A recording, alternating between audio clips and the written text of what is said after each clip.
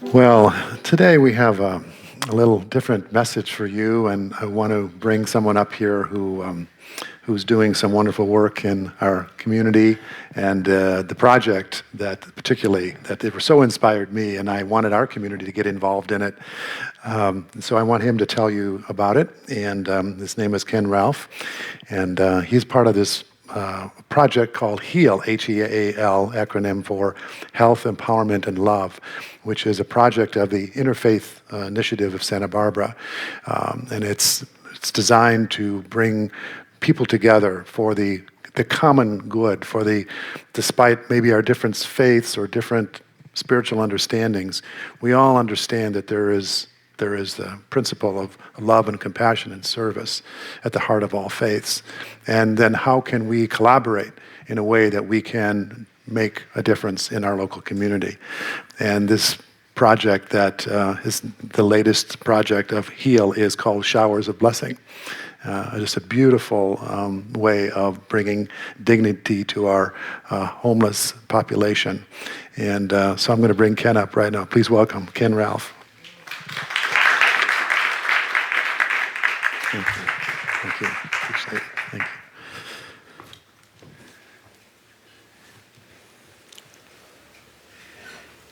Well, first I would like to say thank you for inviting me here and Showers of Blessing.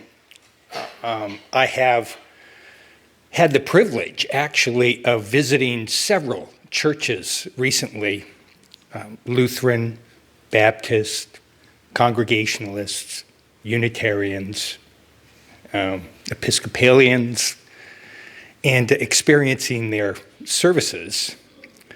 And I am just particularly deeply touched by your service here. This is a wonderful service, and thank you for that. Thank you.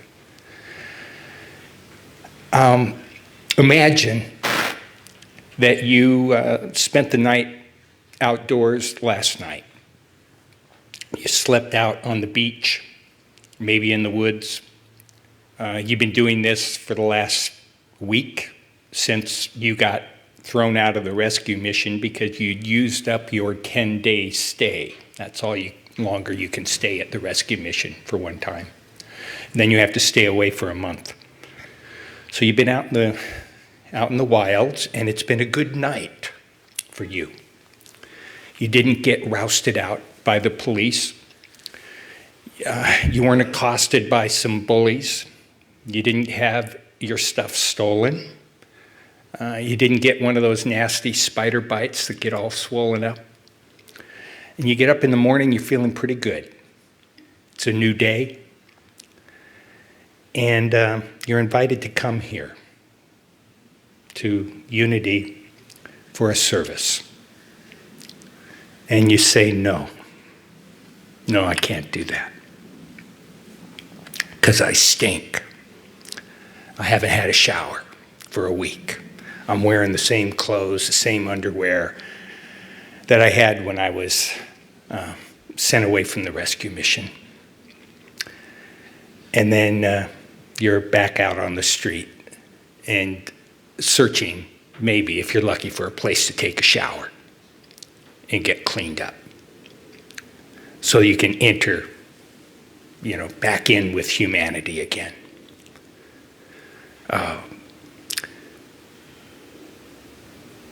Homelessness is a difficult issue to solve. Finding shelter and housing for our homeless brothers and sisters is a top priority, and it takes a lot of money, a lot of work. We have a lot of good people, well-intentioned, who are working on this, and in time, maybe we'll solve that issue. But in the meantime, the second most important issue for the homeless is hygiene and taking care of themselves. There's a fellow named the Reverend Doug Miller, a retired Baptist minister that I met. I met Doug, who's devoted himself to the homeless in Isla Vista and Goleta for the last several years. He and his wife have been doing amazing work for the homeless. And he recognized this need for showers. And he joined with the Reverend Ron Cox at Christ Lutheran Church in Goleta. And this little church came up with approximately $30,000 to buy a shower trailer. It has 2 full bathrooms in it. And then a student at UCSB, a dental student, donated a pickup truck, an old pickup truck, to pull this thing around. And Showers of Blessings was born. But it grew because of the consortium of churches in the area that supported it. Gas, propane, insurance, everything to make this thing go. Volunteers, clothing, towels, everything to make it happen. It's been operating for a year and a half. 2,300 showers have been taken out of this little trailer. About 80 to 100 people have been served because people come back. We have showers up in Isla Vista and Goleta 3 times a week. We park the trailer in church parking lots. This is how we do it. We hook up to a hose bib. We water the trees with our gray water. And it was just recently that I was fortunate enough to become involved with this. I heard about it and I thought it was a wonderful idea. And I am now leading the effort to bring the trailer downtown, to build a new consortium of churches to support this effort. We have been operating for the last 4 weeks on Thursdays from 3:30 to 6:30 out of the parking lot of Our Lady of Sorrows, the Catholic Church on Anacapa Street. And it has been quite successful. We can provide 10 showers an hour. We're there for 3 hours. And on this last Thursday, just by word of mouth out in the homeless community, we had 30 people signed up for a shower within 1 hour's time of opening up. So I would like to invite you to join our consortium. We need your help. We need your help in the form of donations for sure. We need financial support to keep this going. That truck that was donated to us, it just gave up the ghost about 2 weeks ago. So we're using a U-Haul rental truck now, which isn't the most economical way to go. So we're looking for a truck. But we do need your help in terms of service. This is a ministry. We call it a hygiene ministry. And it's got a lot of layers to it. It is not only taking showers, but we have to wash the shower bathrooms out after every use. It takes a couple of minutes, spray bottles, rags. We need volunteers to do that on site. We need to escort our clients from the park over to the showers in pairs of 2 throughout the day. Great way to have conversations and get to know our own brothers and sisters on the streets. We need people to help provide clothing, to help provide laundry services, to help provide laundering of the towels and washcloths, to provide little dental kits with toothpaste, toothbrushes, floss, razors, everything. And they keep going out. And I'll say one of the biggest items we need right now are men's cotton boxer briefs, because we provide clean socks and clean underwear with every shower, of course. So there's lots of opportunities for you to get involved with the Showers of Blessings. I heard a hymn just recently in one of my visits to these other churches, and it was, what is it? It's about your heart. And let me just remember. Oh yeah, my heart is ready. What am I gonna do? My heart is ready. What am I gonna do? This is something you can do right now that'll make a difference in the lives of a lot of people. So, thank you. We have the trailer parked out in the parking lot. You can come over and take a look, walk around, and I can talk to you more about it. Thanks.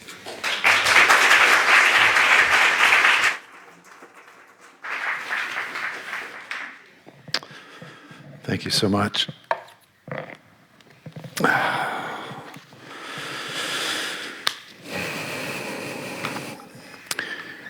When I was in my 20s and 30s, I thought I knew the path to happiness, and I pursued it with great vigor. And it was accomplish, achieve, and acquire. And if Dr. Phil had been around at that time, he would have probably said, well, so how's that working for you, Larry? It was not working for me. It was the, it came out of a time when my parents, I guess, had gone through this very difficult economic time, and the apparent impulse would be to not suffer financially and economically, and this whole promise around opportunity that came post-war. That was the message, and I hadn't heard this from Albert Schweitzer. Or maybe even if I did hear it, I wouldn't have heard it. I don't know what your destiny will be, he says, but one thing I know, the only ones among you who will really be happy are those who will have sought and found how to serve. The only ones among you that will be happy, the only ones among us that will be happy are those who have found a way to serve. And I had not done that. And that time of my life, I found myself saying, what is the answer? And I ended up finding myself in a Unity church when I was in my mid-30s. And the consequence of my embracing this community, which I love the message, the very positive message of it, and it did seem to be pointing me, from outside in for the answers. And that was wonderful in and of itself, but it wasn't until I did something which I had never done before in my life. I had never volunteered before in my life. So here I am, having lived 30-some years, never volunteered. And I felt so strongly about this community that I thought, I'm going to get involved here when the call comes. I'm going to say yes, because I knew they would ask for help. And what was so interesting about that dynamic for me was that when I got involved in serving this community, and it was in a small way in the beginning, I was like sweeping the parking lot or something, and eventually went all the way to being in charge of the building project, which was a massive undertaking. A three-phase building project, took 18 months and cost hundreds of thousands of dollars, and we had to do a lot of work with the contractors. And I kept saying yes to it. And I realized that my reason for saying yes to it wasn't so much to serve the church, even though that was my initial motivation. But I realized that the more involved I got, the more I served, the more I was involved in this compensation-less activity, the happier I was getting. To the point where I ended up wanting to spend more time at this church in service for which I was getting paid nothing than at my job for which I was being paid dollars. There's this very strange compensation that takes place that speaks to something that many of us miss, but many of you who are already engaged in service or already have found this great revelation that comes, is that Jesus said, as you give, you shall receive. And he didn't say, because you have given, you will then be rewarded by some sort of a equivalent karmic comeuppance from the universe. It isn't transactional. In fact, there's no delay between the act of the service and the blessing that comes from it. There's no delay.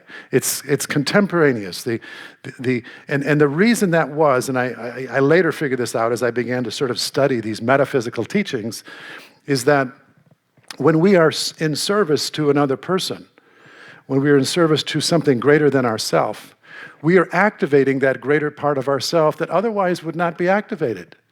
It's only when I when I am sort of exceeding myself, when I'm outside of myself, in other words, I'm not serving my own personal interests, that I can only do that from a part of me in which you and I are one, in which the oneness that you and I share, in which the love that is not just a personal kind of love that is very, very finite and needs to be protected and you better not treat me that way. Not that kind of conditional love, but a love that really binds us and bounds us and from which we are woven together in one giant, amazing tapestry of love. Because it's that part of me that I have to activate in order to truly serve.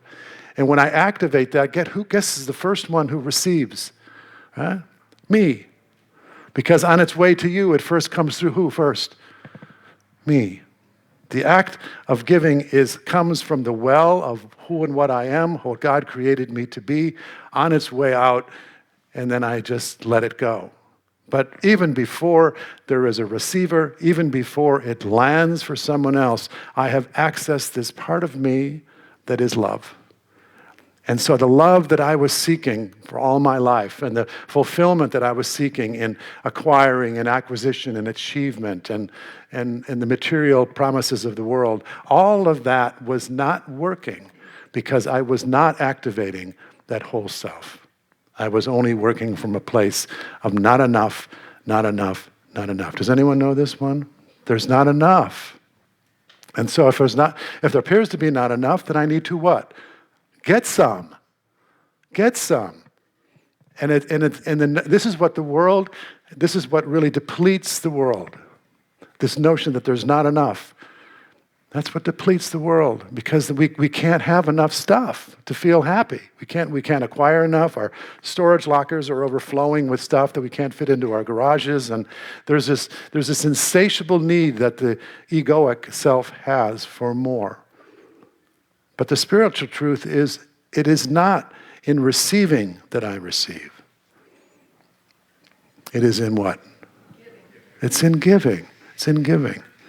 And I have to say this. I didn't say this at the first service because I get wiser by the time you guys show up. I have my really green smoothie, and then I'm really awake. But when I say giving and serving, some people shut down a little bit because it can tap into, I'm not doing enough, right? Which is another scarcity thought. So don't go there. It is, we know that there is this such thing as giving for the wrong reasons, yeah? Which would be, I'm going to give as compensation for feeling like I'm not enough, or that you would judge me if I didn't give, or that out of some sort of guilt or shaming, or that's not what we're talking about. We're talking about giving in love. We're talking about something that feels so natural that it just it exudes from us. And you'll know the calling when it comes to you. And if you look at this spiritual pattern that Jesus had, he would go up to the mountain, he would go apart a while and he would do his spiritual work where he would remember who he was. He would reconnect with the divine and his purpose and his mission and his sense of being. And then down the mountain back into service with the people. And that was this pattern. Even there was this times when it said that, Jesus was getting backed up by the crowds, right? And they were still pressing upon him, it says. They were still pressing upon him, and he left. And he said, see, I'm going up to the mountain to pray. And there were still people, there was still work to be done. There were still people to be served.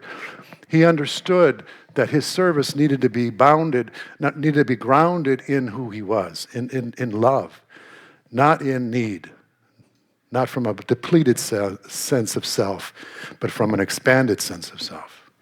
So that is what we want to call ourselves into. We don't want to have one more thing that we must do in our life in order to be okay. So don't hear this. If that's how you're hearing it, then that's not the message. The message is, how would you serve in a way in which you would be expanded by your service, not diminished by it? So it's really about checking our motivation as well as our means. You have the means to serve, but do you have the motivation? And where does that motivation come from? I would suggest that if the motivation comes from a true spiritual intention, then it will be that which will bring you closer to the truth, will bring you closer to God, closer to why you're here. It will expand that sense of mission and purpose in life. The Course in Miracles has this great line that I quote all the time. It says, when you meet anyone, it does say anyone, remember it is a holy encounter. And as you see him, you will see yourself. And as you treat him, you will treat yourself. As you think of him, you will think of yourself. Never forget this. Ding, ding, ding, ding. For in him you will find yourself or lose yourself. This is about knowing the self. This is about knowing the capital S self. This is about knowing what we share, what is always and already true about us, that we are all cut from the same cloth. There's something about seeing beyond this separation that really marks our normal way of seeing, that is embedded and imbued in service. Mother Teresa really had this wired.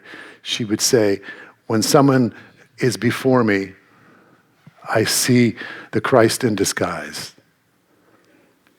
She would look beyond that person's appearance, which is always going to belie the deeper truth, and see that they were the Christ. And indeed, we all are. Indeed, we are all children of God. And we wear different costumes and different masks and different disguises, and we have different stories, but we're all the same spiritual beings, having a variety of human embodiments. So we can talk about that all day long. We can emblazon it, on the walls and have banners and shout it from the mountaintop that we are all one. But what action can we take to make that real for us? So that isn't just a notion, but it's a felt experience. And what I found was it was in service. All that I was looking for to make me happy was some notion of not enough, trying to fill it, that emptiness. And the answer was right in front of me, that there's always some way that I can extend myself. And when I extend myself to someone else, what happens is that I am tapping into what I really am to do that.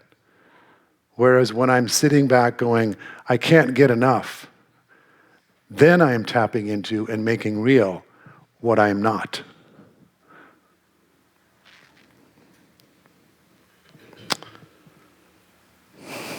So I want to read this story from John, which is a familiar story, because this is the Last Supper scene.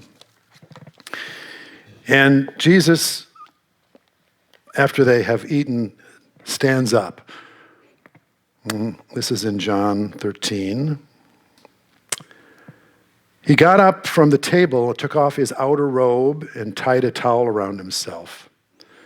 Then he poured water into a basin and began to wash the disciples' feet and to wipe them with the towel that was tied around him. And he came to Simon Peter, who said to him, Lord, are you going to wash my feet? And Jesus answered, you do not now know what I am doing, but later you will understand. Peter said to him, you will never wash my feet. Jesus answered, unless I wash you, you have no share with me. Unless I wash you, you have no share with me. So we could look at that story and we can wonder what the motivation was for Jesus to do that. And the surface mind can jump on that very quickly and say, oh, well, Jesus just wanted Peter to know that he loved him. But I'm quite sure that Peter knew that Jesus loved him. This was an act of service. This was a particularly intimate act of service. It would be considered something that you would do for someone who you would exalt, who you honored, who you saw in the most sacrosanct and devoted way. This would be how Peter had it flipped around. He thought, this is what I would do for you, Jesus, because you are the one that I honor. If you do this to me, then that's not right. My status does not justify this. And that was exactly why Jesus had to do it, so that Peter could see that he was the same as Jesus. That we are all connected by this spirit of love. That we are all cut from the same spiritual cloth. There's only one way that you and I can really prove this sense of oneness, and that is to treat people as equals. And sometimes that's the hardest thing in the world for us to do, isn't it? Because, boy, on many given days, you deal with people and you would swear that on the pecking order of the people who are equal, or higher and lower, you know where some people would go. They would not be on the same plane. And of course, that is driven by how we look at the appearances, how we see each other on the surface. But the spiritual growth for you and I always comes when we look beyond the appearances, as Jesus also said, and judge with righteous judgment, which means to see each other as we are, as we really are. Beyond the costumes we wear, beyond the roles we play, beyond how much we have, beyond how clean we are or disheveled we are or how we're even behaving in life, that there is this implicit oneness. There is this common bond of humanity in which we are all made in this same image and likeness. This is the equality doctrine of spirituality, which says we are all the same. And if I treat you as I would treat myself, then I am believing and acting from the belief that we are equal and that we are one. Up until Jesus came along, there was love God with all your heart, soul, and mind. But he said, wait a minute, there's one more. What was that? Love your neighbor as yourself. So you don't have to wash anybody's feet. We don't have to do anything. But you got to ask yourself, and I have to ask myself all the time, how can I bring down the veil of separation that I feel, where I do not behold the Christ in this individual? And anything that does that, anything that brings that separation down, not only is that good for the relationship, but it brings me closer to God. Because there's only one thing going on here. There isn't God and then the Christ in individuals. There is only Spirit. And we're all the embodiment of that, or we all house that Spirit.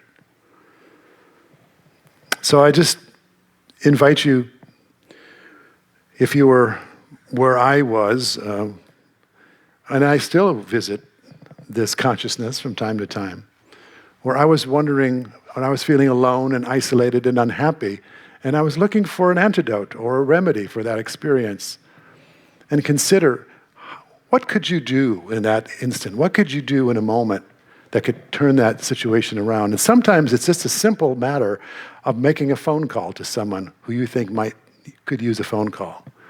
Sometimes that's what I do. I'll just pick up the phone, I'll call somebody out of the blue and just say, how are you doing? And I will feel changed by that very casual expression of care. Because how could it be otherwise? Because when I'm outside of myself and I'm coming from a place in which we are one, then I get to touch that. That becomes my experience. We can go from alone to all one by this recognition that we are one. And how can I act today in a way where I can share with another person that I care? And the simplest act of caring, or standing, working with the shower of blessing, or calling someone up, or taking a cut flower to your next door neighbor who doesn't get out much, or a phone call to someone, or a brief note to someone, can take us out of that separate feeling, that feeling when we're separate from love and life and peace and fulfillment, and can put us back in the flow of what we really are. And at the same time, someone else is blessed. But don't just do it as an act of, this is going to be good for them. Don't have any false, pride about your selfless service. That's an ego trap. And it also will burn you out. Because if you're not doing it for your own authentic spiritual expression, then it will be a burden upon you, and your service will not land the way it's intended. So we have opportunities here to serve. So if you're new to the community or you've been around a while and you're looking for things to do to feel more engaged in the community, find a way to serve in a littlest way. Can make a huge difference in how you feel connected or part of the one that is here. We endorse it not only because we appreciate your help, but we also know that there can be no spiritual growth without this kind of service. So I bless you all with what is already alive and well in you, and the opportunities to move more consciously from expressing what we are here to do and to know for each other and to express in our thoughts and in our words, in our actions. So be it. Thank you.